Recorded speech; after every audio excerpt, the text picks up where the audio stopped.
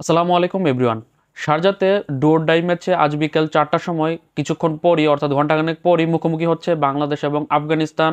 এই তৃতীয় ম্যাচটি এখন ডোর ডাই ম্যাচ হয়ে যাচ্ছে, কারণ হচ্ছে প্রথম দুই ওয়ানডে ম্যাচে 1-1 সমতা থাকে, এখন তৃতীয় ম্যাচটি হয়ে গেছে অঘোষিত একটি ফাইনাল ম্যাচ। আর বাংলাদেশের আফগানিস্তানের বিপক্ষে তৃতীয় ওয়ানডে ম্যাচের আগে বাংলাদেশ শিবির একটি দুঃসংবাদ, সেটি হচ্ছে আমাদের ওয়ানডের নিয়মিত অধিনায়ক নাজমুল হোসেন শান্ত গত দ্বিতীয় ওয়ানডে ম্যাচে যে ইনজুরিতে পড়েছিল সেই ইনজুরির কারণে সে এই সিরিজ থেকে ছিটকে গেছে। এই তৃতীয় ওয়ানডে ম্যাচে সে খেলতে পারবে না, এমনকি আসন্ন যে ওয়েস্ট ইন্ডিজের সফরে যে বাংলাদেশ প্রথম যে টেস্ট ম্যাচ খেলবে সেই টেস্ট ম্যাচ থেকেও সে ছিটকে গেছে। এখন টেস্ট ম্যাচ তো পরের কথা, এই যে ওয়ানডে ম্যাচ এখন নাজমুল হোসেন শান্ত নেই, এখন বাংলাদেশের একাদশটা কীরকম হবে? আমি এর আগের একটা ভিডিওতে কথা বলেছিলাম যে নাজমুল হোসেন শান্ত অনিশ্চিত, কিন্তু এখন তো দেখা যাচ্ছে নাজমুল হোসেন শান্ত একাদশই থাকছে না। এখন নাজমুল হোসেন শান্ত একাদশ না থাকাতে কিন্তু আমাদের তিনটা জিনিস বিবেচনা করতে হচ্ছে। প্রথম জিনিসটা হচ্ছে যে আমাদের যে ব্যাটিং ডিপার্টমেন্টে একমাত্র 2 ম্যাচ যাবৎ কিন্তু রান করে যাচ্ছিল নাজমুল হোসেন শান্ত, সে এখন নেই, তার জায়গাতে একজন ভালো ব্যাটসম্যানকে দিয়ে রিপ্লেস করতে হবে। দ্বিতীয়ত আমাদের নাজমুল হোসেন শান্ত আমাদের একজন অধিনায়ক, এখন সেই অধিনায়ককে রিপ্লেস করতে হবে আরেকজন অধিনায়ক দিয়ে। সর্বোপরি সবচেয়ে বড় কথা, একাদশে একটি পরিবর্তন তো আমাদের করতে হবেই। এখন প্রথমত অধিনায়ক হিসেবে এখানে টেনশনহীন থাকা যায় এই হিসাবে যে নাজমুল হোসেন শান্তর ডেপুটি অর্থাৎ ভাইস ক্যাপ্টেন হিসেবে গত দ্বিতীয় ওয়ানডে ম্যাচে কিন্তু ফিল্ডিংয়ের সময় বাংলাদেশের অর্ধেক বাকি সামলেছে মূলত মেহেদী হাসান মিরাজ, আর মেহেদী হাসান মিরাজই মূলত এখন তৃতীয় এবং শেষ ওয়ানডে ম্যাচ আফগানদের বিপক্ষে এখন অধিনায়কত্ব করতে যাচ্ছে। বাংলাদেশের 17তম ক্রিকেটার হিসেবে ওয়ানডেতে অধিনায়কের অভিষেক ঘটতে যাচ্ছে মেহেদী হাসান মিরাজের।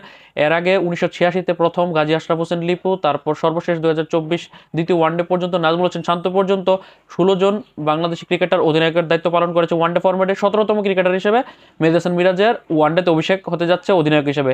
এমনকি বাংলাদেশ জাতীয় দলের হয়ে এখন পর্যন্ত টেস্ট, ওডিআই, টি-20 কোনো ফরম্যাটে এখন পর্যন্ত সে অধিনায়কের দায়িত্ব পালন করেনি। এই প্রথমবার ভারপ্রাপ্ত অধিনায়ক হিসেবে দায়িত্ব পালন করতে যাচ্ছে মেহেদী হাসান মিরাজ। এখন এই মেহেদী হাসান মিরাজের নেতৃত্বে না হয় দল মোটামুটি ভালো করবে, কারণ মেহেদী হাসান মিরাজ একজন প্রফেশনাল ক্যাপ্টেন যে আন্ডার-18 ক্রিকেটে বাংলাদেশকে নেতৃত্ব দিয়েছে। এখন কথা হচ্ছে মেহেদী হাসান মিরাজ তো ক্যাপ্টেন হিসেবে শান্তকে রিপ্লেস করে ফেলবে এবং তা নিয়ে আমাদের কোনো সন্দেহ নেই, কিন্তু একাদশে শান্তর পরিবর্তে কে আসবে এখন, এবং শান্তর পরিবর্তে যে আসবে সে কি অ্যাপ্রোপ্রিয়েট কিনা শান্তর পজিশনে খেলার জন্য?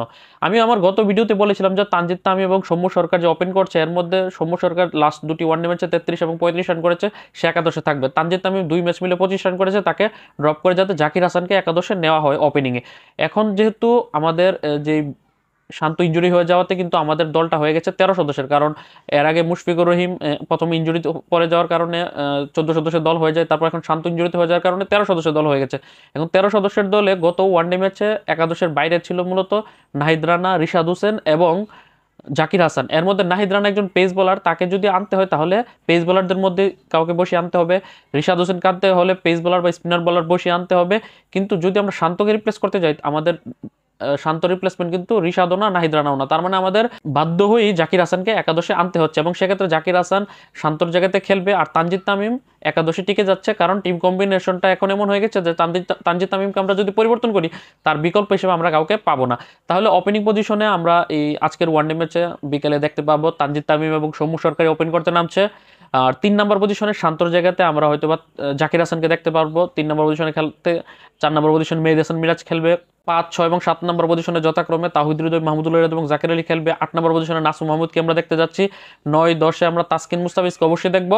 পরিবর্তন হলে 11 নম্বর পজিশনে শরীফুল ইসলামকে বসিয়ে নাহিদ রানা অথবা রিশাদ হোসেনকে আনা হতে পারে। যদি আমরা 3জন পেসার খেলাই, সেক্ষেত্রে যদি আমরা শরীফুল ইসলামকে রেস্ট দিই, যে শরীফুল ইসলাম দ্বিতীয় ওয়ানডে ম্যাচে আশানুরূপ বোলিং করতে পারেনি, সেক্ষেত্রে শরীফুল ইসলামের জায়গাতে নাহিদ রানা আসতে পারে। আর যদি প্ল্যানটা এরকম হয় যে আফগানরা কিন্তু আমাদের স্পিন দিয়ে মূলত কাবু করার চেষ্টা করেছে এবং শারজার স্টেডিয়ামে কিন্তু স্পিন ভালোভাবে ধরছে, সেক্ষেত্রে যদি এরকম হয় যে একটা স্পিনার বানানোর পরিকল্পনা থাকে, সেক্ষেত্রে হয়তোবা শরীফুল ইসলামকে বসিয়ে রিশাদ হোসেনকেও একাদশে খেলানো হতে পারে।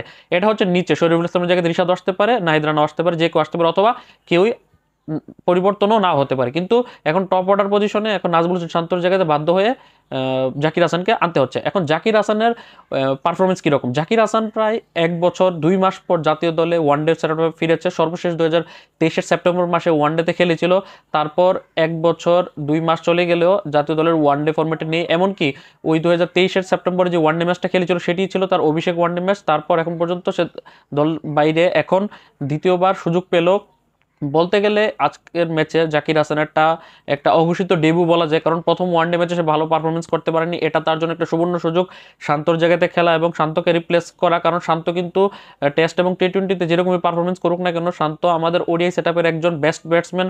লাস্ট 5টি ওয়ানডে ম্যাচে সে 286 রান করেছে, 71 এভারেজ এবং 79 স্ট্রাইক রেট, একটি সেঞ্চুরি, একটি 50 দেখা সে পেয়েছে।